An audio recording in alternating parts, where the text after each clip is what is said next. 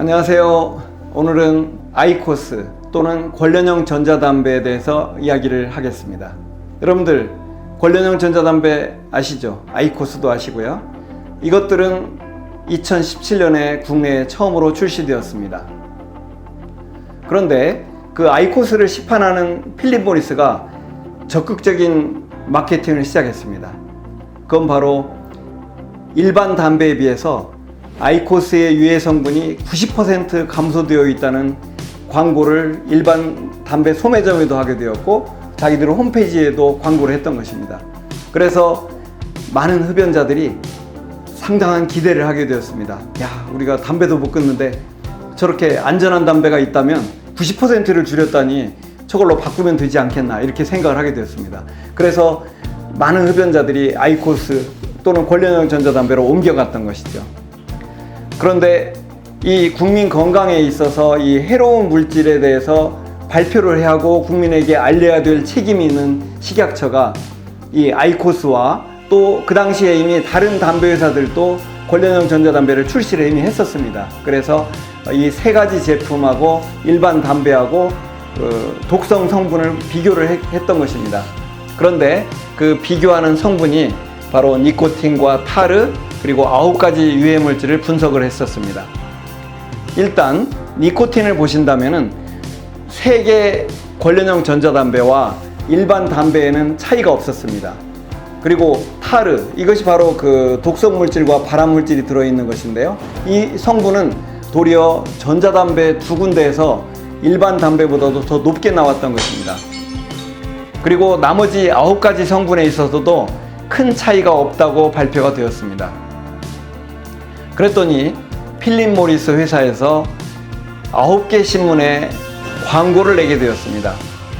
그 광고 내용은 바로 진실을 알 권리라고 광고를 하게 되었는데 그 내용이 무슨 내용이냐면 지난 6월 7일 관련형 전자담배와 일반 담배의 유해성을 분석한 식약처 결과는 혼란을 초래하고 있고 공중보건에도 부정적 영향을 끼칠 수 있다 이렇게 나왔습니다.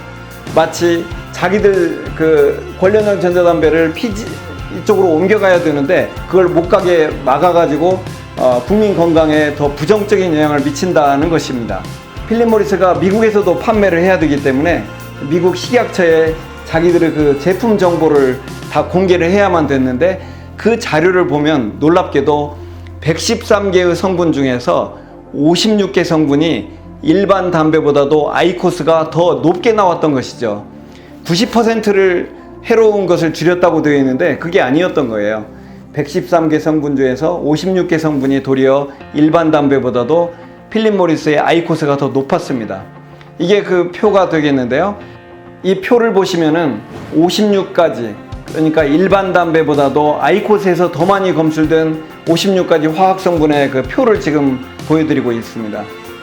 그런데 놀라운 것은 이 중에서 발암물질이 있었다는 것입니다. 그런데 발암물질이 예를 들자면 부티로락톤이라는 것은 발암물질인데 일반 담배보다도 아이코스가 5.6배 더 많이 나왔다는 것이고요. 글리시돌은 3.2배 증가를 했었고 또 프로펜다이올도 1.7배 더 많이 나왔던 것입니다.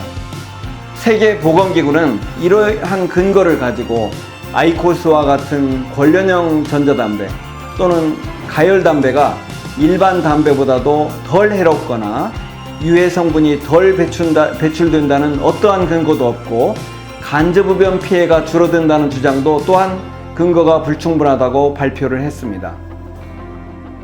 그래서 저희 한국금연운동협의회는 필립 모리스가 아이코스가 유해 성분이 평균 90% 감소되어 있다는 이런 광고는 허위 광고이며 과장 광고라고 검찰과 공정거래위에 고발을 하게 되었던 것입니다. 다음번에는 그 결과가 어떤지를 설명해 드리겠습니다.